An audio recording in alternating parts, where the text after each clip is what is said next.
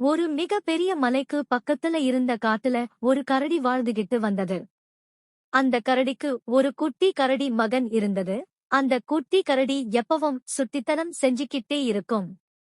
இருந்தாலும் அந்த பெரிய கரடி நீ புத்திசாலியா இருக்க, அதனால நீ எந்த ஆபத்துல இருக்குறப்ப கூட உன்னோட புத்திசாலித்தனத்தை பயன்படுத்தி அந்த இடத்துல இருந்து தப்பிச்சிட முடியும், அதனால எப்பவும் புத்திசாலித்தனமா யோசிச்சு நடந்துக்கணும் சொல்லுச்சு.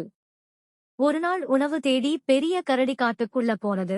அப்ப அந்த குட்டி கரடிக்கு ரொம்ப போர் அடிச்சது. உடனே தானம் காட்டுக்குள்ள போய் பார்த்தா என்னான்னு தோணியது குட்டி கரடி. உடனே மெதுவா நடந்து காட்டுக்குள்ள போக ஆரம்பிச்சது கரடி. காட்டுக்குள்ள போன குட்டி கரடி சுட்டித்தனமா எல்லா பாறையிலையும் ஏறி குதிச்சு விளையாடியது. அப்ப திடீரென ஒரு உருமல் சத்தம் கேட்டது. பயந்து போன குட்டி கரடி சத்தம் வந்த பக்கம் போய் பார்த்தது. அங்க ஒரு பெரிய புலி குட்டி கரடிய பார்த்து சிரிச்சது. உடனே பயந்து போன குட்டி கரடி என்ன சாப்பிட போறீங்களான்னு கேட்டது.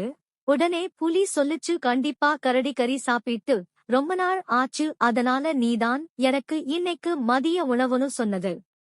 இதை கேட்ட குட்டி கரடிக்கு பயமா இருந்தாலும் அதுக்கு எந்த சூழ்நிலையில இருந்தாலும் புத்திசாலி தனத்தை பயன்படுத்தினா தப்பிச்சிடலாம்னு அவங்க அப்பா சொன்னது ஞாபகத்துக்கு வந்தது. உடனே தைரியத்தை வர வச்சிக்கிட்டு குட்டி கரடி சுத்தி முத்தியும் பார்த்தது.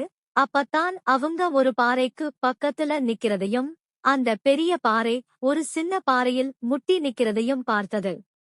அந்த குட்டி பாறையை எடுத்துட்டா அது அவங்கள நசுக்கிடும் கண்டதையும் புரிஞ்சுகிட்டது குட்டி கரடி. எப்படியாவது இந்த சின்ன பாறையை பிடிச்சு இழுத்தம்னா அது அந்த புலி மேல விழுந்து அமுக்கிடும், நாம தப்பிச்சிடலாம்னு நினைச்சது. ஆனா அந்த சின்ன பாறையை தன்னால இழுக்க முடியாது, அதுக்கு தனக்கு பலமும் இல்லைங்கிறத புரிச்சுக்கிட்டது குட்டி கரடி. அப்பத்தான் அந்த புத்திசாலியான குட்டி கரடிக்கு ஒரு புது யோசனை வந்தது. உடனே புலிகிட்ட கேட்டது, உங்களுக்கு ரொம்ப பெரிய பலம் இருக்காமேன்னு. அதுக்கு அந்த புலி சொன்னது, ஆமாம், இந்த காட்டுல சிங்கராஜா யானைக்கு அப்புறம் எனக்குதான் பலம் அதிகம்னு சொன்னது. இத கேட்ட கரடி சொல்லுச்சு, நான் இன்னைக்கு உங்களுக்கு சாப்பாடா மாறினதுல ரொம்ப சந்தோஷம். என்ன எப்படியும் நீங்க சாப்பிட போறீங்க, இருந்தாலும் எனக்கு உங்க பலத்தை காமிங்க, எனக்கு ரொம்ப ஆசையா இருக்குன்னு சொன்னது. உடனே புலி சொன்னது, என்ன செஞ்சு என்னோட பலத்தை நிரூபிக்கிறது, இந்த மரத்தை அடிச்சு உடைக்கட்டுமான்னு கேட்டுச்சு. அத நானே செஞ்சுடுவேனே, இங்க பாருங்க இந்த பெரிய பாறை, இத தூக்குங்க பாக்கலாம்னு சொன்னது. அதுக்கு புலி சொன்னது, இது இந்த உலகத்துல இருக்குற யாராலையும் முடியாது, என்னால செய்ய முடிஞ்ச வேற ஏதாவது சொல்லு, நான் செய்யறேன்னு சொன்னது. அப்ப அடியில இருக்குற அந்த சின்ன கல்லையாவது தூக்குங்கன்னு சொன்னது.